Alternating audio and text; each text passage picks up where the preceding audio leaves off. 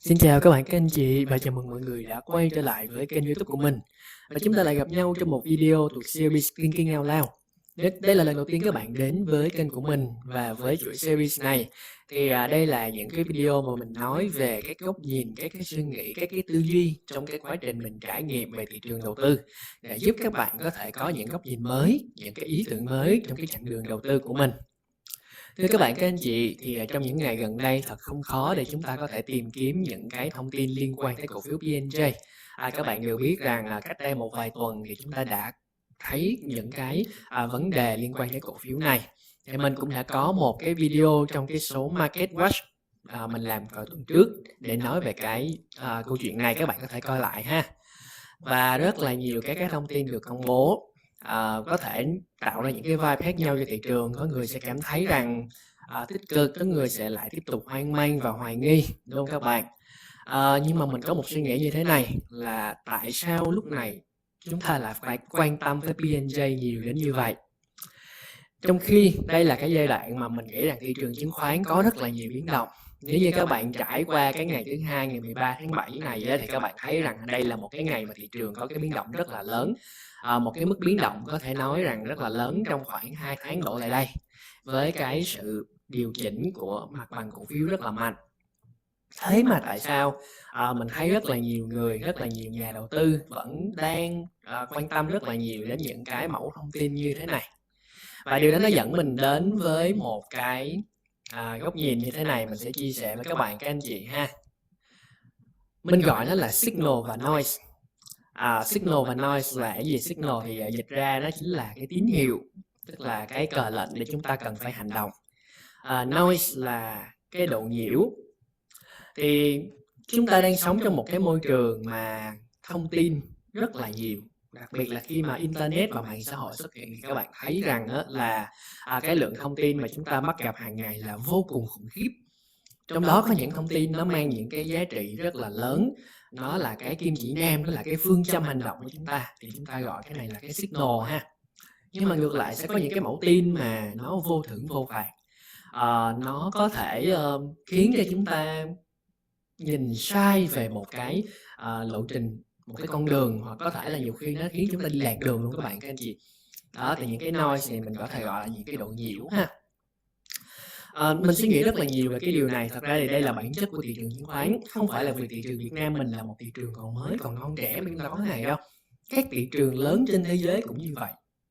Và ở cái cạnh về tâm lý học thì các bạn có biết không, là con người chúng ta là một trong những cái là một trong những cái động vật mà chúng ta có một cái độ tò mò rất là lớn. Chúng ta thường đặt ra câu hỏi tại sao cho mọi vấn đề. Điều này nó xuất phát từ cái thuở mà khi mà chúng ta còn là những cái con thú, thời mà tiền sử các bạn, các anh chị tổ tiên chúng ta còn là cái loài vượn. Thì cái thời điểm lúc bấy giờ thì gần như mọi thứ xoay quanh cái vấn đề gọi là làm sao để sinh tồn trong một cái môi trường hoang dã rất là khắc nghiệt. Các bạn biết là một cái ví dụ thôi, nhiều khi bây giờ mình đi vào rừng, các bạn thấy một cái bụi rậm nó tự nhiên nó có cái tiếng sột soạt nó rung lên.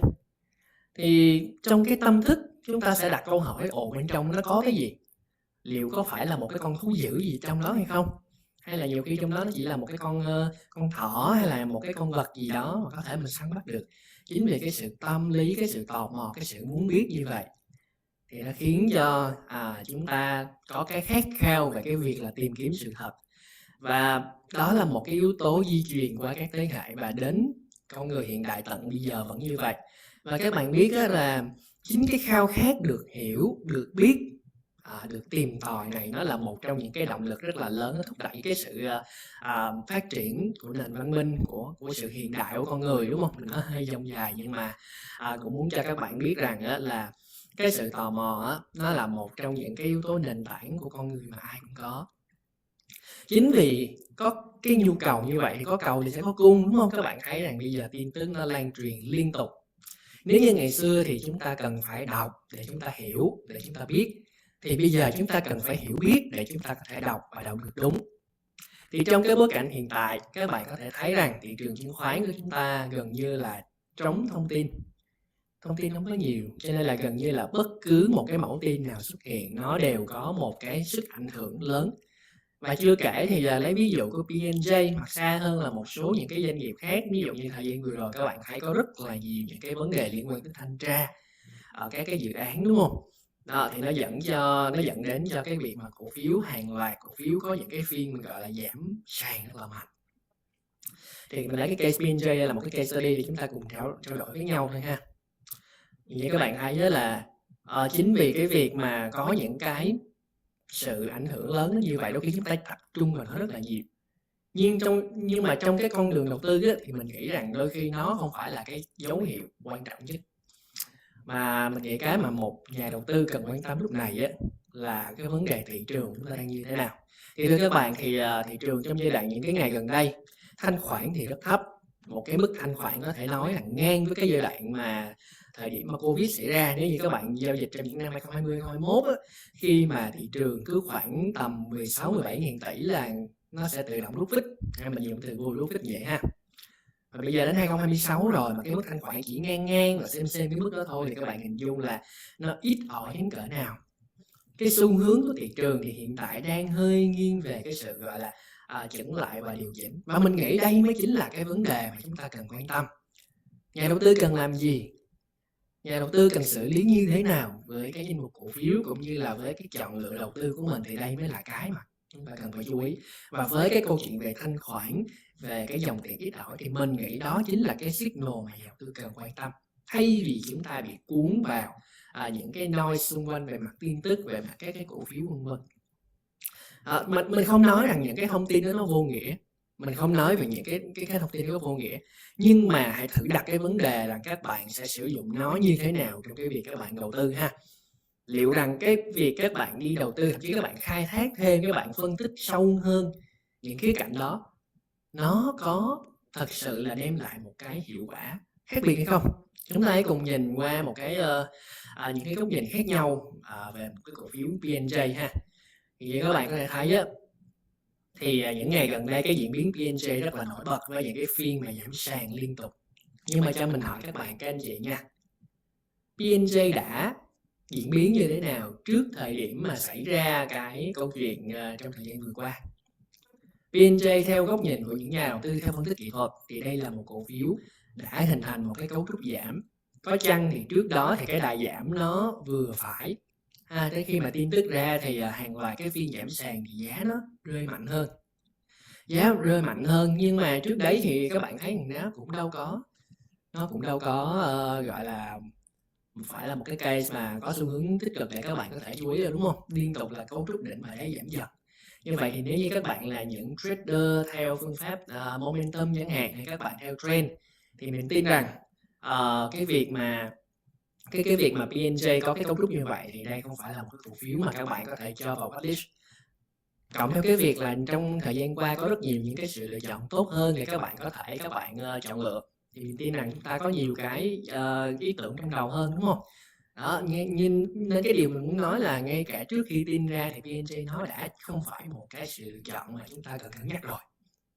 Như vậy thì bây giờ với cái câu chuyện của một nhà đầu tư nhìn theo góc nhìn phân tích cơ bản thì sao?